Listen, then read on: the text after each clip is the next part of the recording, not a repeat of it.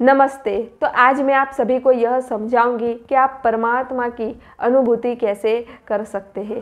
तो इसे समझने से पहले हम यह तो समझ लें कि जीव क्या है और आत्मा क्या है, फिर हम परमात्मा क्या है वह समझेंगे। देखिए, एक वृक्ष होता है, वृक्ष पे दो पंछी बैठे हुए हैं। एक पंछी खट्टे मीठे फलों को चख रहा है, स्वाद ले रहा है, और दूसरा पंछी सिर्फ उसे देख रहा है, वह फल चख नहीं रहा, स्वाद नहीं ले रहा। तो जो पंछी स्वाद ले रहा है, खट्टे मीठे फल चख रहा है, वह कौन है? वह जीव है। और जो सिर्फ उसे देख रहा है, जो सिर्फ दृष्टा है, वह कौन है? वह आत्मा है। जैसे कि चंद्रमा ऊपर आकाश में है, उसका प्रतिबिंब तालाब में गिर रहा है, तो जो प्रतिबिंब तालाब में गिर रहा है, जो उसकी परछाई है, वह कौन है? वह जीव है। जब तरंगे इधर उधर होते हैं तो चंद्रमा हलक डोलक तालाब में होता है, लेकिन जो मूल चंद्रमा है उसमें कोई फर्क पड़ता है क्या? नहीं पड़ता। तो तालाब में जो दिख रहा है वह कौन है? जीव। और जो आकाश में चंद्रमा है वह कौन है? आत्मा। वैसे ही जीव यानी अंतःकरण सहित जो हमारी इंद्रियां होती है वह जीव होती है, जीव भाव में होती है। और उन सब को देखने वाली जो शक्ति होती है, जो दृष्टा होता है, वह कौन है? आत्मा।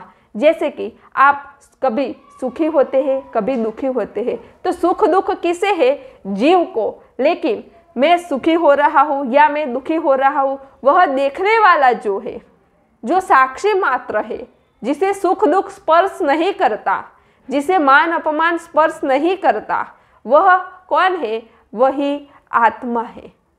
तो अगर आपको परमात्मा की अनुभूति करनी है तो पहले आपको आत्मा भाव बढ़ाना होगा, आत्मामय रहना होगा। अब आप आत्मा में कैसे रहेंगे? देखिए, जीव की दो दशा होती है। एक तो वह जीव भाव में रह सकता है या फिर वह आत्म भाव में रह सकता है।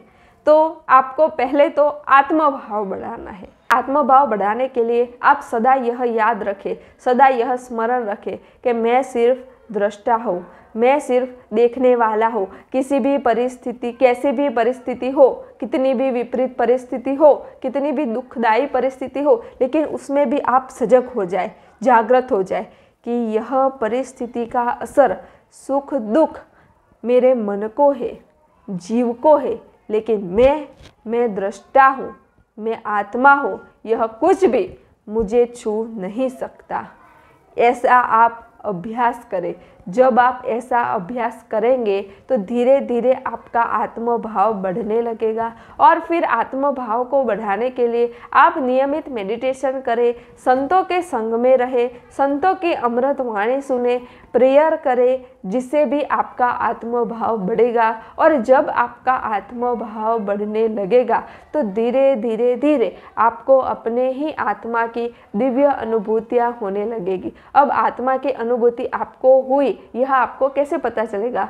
तो आपको अपने भीतर बहुत अच्छा लगेगा, बहुत आनंद आने लगेगा।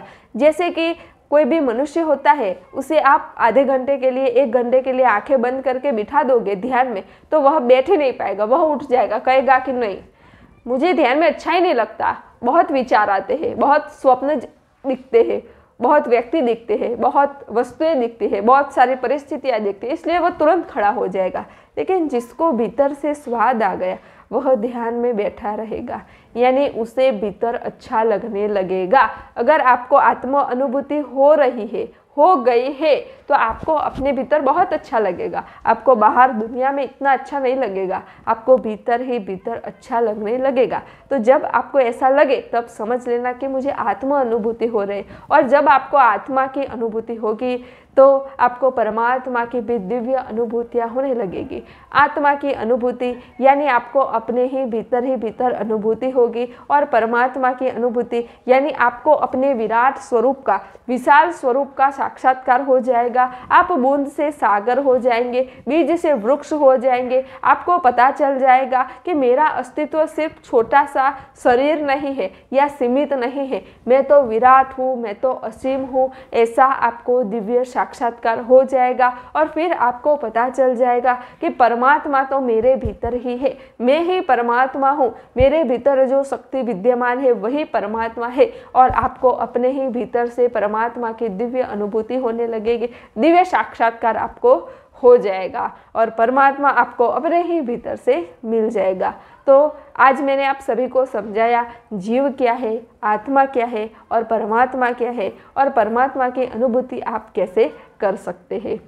तो अगर आपका ध्यान के बारे में कोई भी प्रश्न हो तो आप मुझे कमेंट में लिख के भेज सकते हैं, मैं आपको उसका उत्तर ज़रूर दूंगी। मुझे भी ध्यान में बहुत सारी अनुभूतियाँ हुई है, तो उसके आधार पे भी मैंने कई सारे वीडियो बनाए हुए हैं, तो उसके लिंक भी मैंने डिस्क्रिप्शन बॉक्स में दी हुई है। नमस्ते। सब घटवासी परमात्मा को प्रणाम।